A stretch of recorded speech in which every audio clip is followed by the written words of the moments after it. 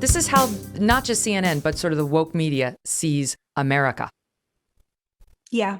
And the reason I opened the book with that scene is because Don Lemon and Kristen Powers both make over $1 million a year. And the idea that the two of them would be sitting there with all of their millions in the bank calling the voters for president who won the vast majority of people without a college education racist, right? To me, that was just, it was like, oh my God, that's exactly what I'm talking about. The use of a moral panic about race to hide the really, really terrible, terrible income inequality in this nation and the abandonment of the working class by both sides, honestly. You know, it's true that Fox News doesn't insult the values of the working class, right? But they really have not been great at uplifting them from an economic point of view. And by that, I don't mean welfare, Megyn. I mean things like good jobs that give people a sense of dignity, a sense that they are building up this nation that you really just can't get through trickle down economics. But so something I wanted to ask you about this, as somebody who worked at Fox. So my thesis is that the real difference between CNN and Fox is really about class. It's not even about politics as much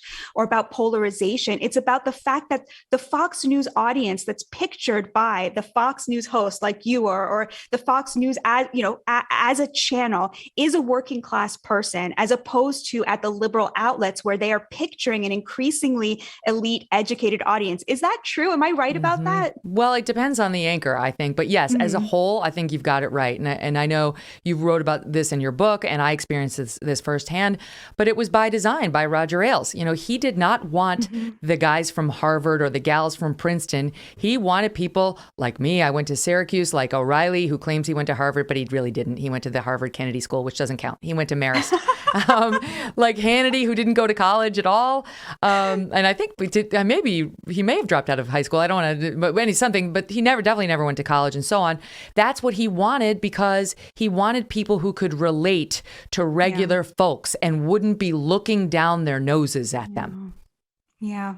Yeah, but I think that's exactly the point. And if you look at, so I argue that this sort of woke revolution that took place over the last, 5-10 years, you can really see it in CNN's numbers. So, in 2012, only 25% of CNN's viewership had a college degree, which is on a par with Fox. Now it's about 50%, right? So something that they were doing was signaling to working class viewers, to liberal working class viewers, this is no longer a channel for you. We're not for you. And I would say the rise of Tucker is directly related to all this too. I mean, that's totally. When I left Fox News, Lachlan Murdoch asked me, who do you think I should move up into the prime time? And I said, Tucker Carlson. Wow. And Tucker had been on Fox and Friends Weekend. It wasn't, not to toot my own horn, but like, it wasn't really odd. Now he's a huge star, but I could see that he got Trump and he got our audience in a way not everybody did. And this was the wave of the future, not the Mitt Romney, sort of white bread Republicans, but the working class who'd been forgotten by Obama, entirely forgotten by Obama, and to a large extent by some of the talent on Fox. And I do think it's no accident Tucker's become such a superstar. So, but let me ask you this. I think that the Republicans, by and large, took the wrong lesson from Trump. Somebody who got the right lesson is Josh Hawley, for example, your previous guest, who really is leaning into the economic populism. But to me, it seems like the lesson of Trump was these people have been forgotten. They're downwardly mobile. They are 93,000 opioid overdoses, right? Last year alone. We have these deaths of despair. People are despairing. Those are the people who turned out for Trump, right? Those are the people who really showed up for him. And I feel like there's just, you don't really see a lot of Republicans saying, you know what, we're going to pick up that economic populism piece. They're sort of reverting to the free market stuff and then keeping the kind of Trumpian aesthetics, which was like the worst part about it. I don't know. What do you think, Megyn? That's an interesting point. I don't think you're wrong, because I do think to some extent, the other half of the Fox News audience is the more Mitt Romney type Chamber of Commerce Republicans. And so, that was one of the challenges that Roger was facing during the 2016 election, during the lead up to it, right? Like, he needed to keep his working class base, but not lose the Mitt Romney types who were appalled by Trump's behavior, which, let's face it, was shocking to anybody seeing him on the national stage running for president. We'd never seen anything like that before. But when you look at the policies, he was addressing the very thing that the Obama White House told me privately. We were about to do a town hall. I was talking to them, not about to, that's too strong.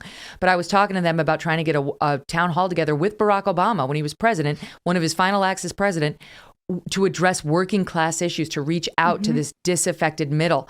And we never got to do it. But I do think that sort of Fox saw that audience, but they weren't going to nurture it at the expense of the other half of the audience. Right. And that other half of the audience is still baked into the DNA. Right. And what they can do, they can sort of shortcut their way into uniting that kind of despairing bottom working class, downwardly mobile middle class with the very rich Republican side by just catering to the culture war issues, right? To the issues that are sort of like the red meat, right? Which they always target a Republican, a conservative, a working class person. I don't know. I feel like Fox, it's always going to have a future because it has basically a monopoly on anything that's not leftist news, at least on television. Now we have, thankfully, many products in the digital world.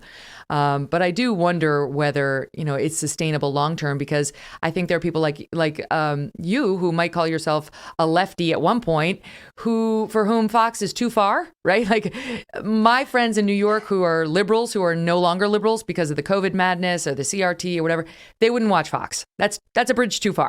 But they do want more fair and balanced news, and they can't stomach something like the CNN segment we just watched.